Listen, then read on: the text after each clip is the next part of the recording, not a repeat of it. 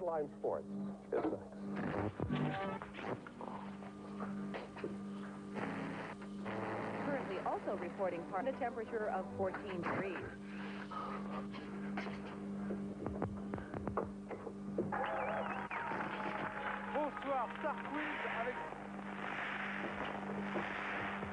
If it disagrees with experiment, it's wrong. That stuff is flat.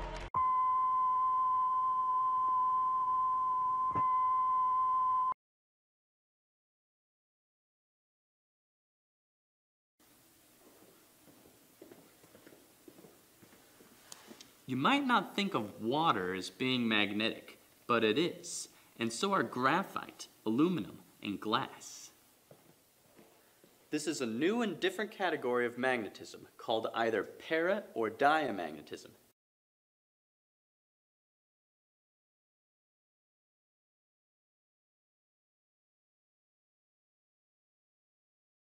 And it's different from the magnetism that you're used to.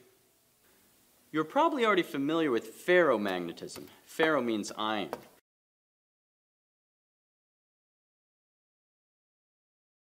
An unmagnetized piece of iron, or nickel, or cobalt, becomes a magnet in the presence of a magnetic field. The effect is strong and lasts even after the magnet is removed. Paramagnetism is a similar effect, except that it's much weaker and temporary. Aluminum is a good example of a paramagnet.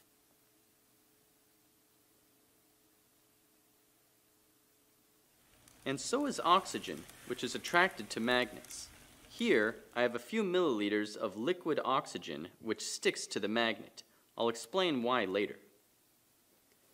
Gadolinium oxide and cupric sulfate are good examples of paramagnetic substances. Cupric sulfate is a salt that can be picked up by a magnet. Diamagnetic materials are exactly the opposite of paramagnetic. They are always repulsed. They would rather die than be in a magnetic field. An important example of a diamagnetic material is graphite. This specially made pyrolytic graphite is repelled by a magnetic field.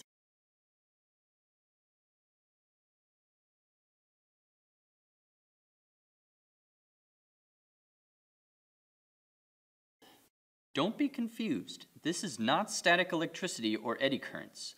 Graphite is repelled by a magnet, always, both by the north and south end. Pyrolytic graphite is a grown crystal of flat carbon layers which maximizes the diamagnetic effect. Of course, the best diamagnets are superconductors, which at low temperatures provide exact opposite repulsion to whatever magnetic field is present when they're chilled. They are perfect diamagnets. The most famous and powerful diamagnetic is bismuth, element number 83 on the periodic table. The bismuth-powered boat sails toward the weaker magnetic fields.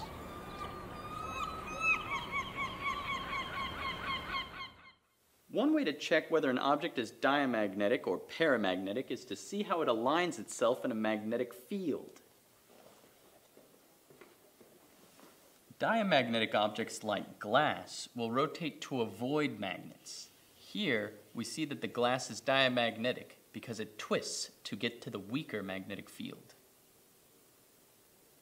But aluminum rotates into the field, typical of a parallel paramagnet. On the periodic table, we see that aluminum has 3 valence electrons.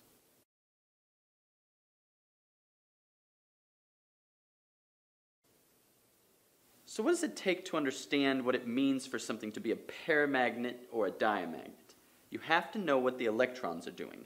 Consider, for example, aluminum. We see from the periodic table that aluminum has 3 valence electrons. That's 2s and 1p.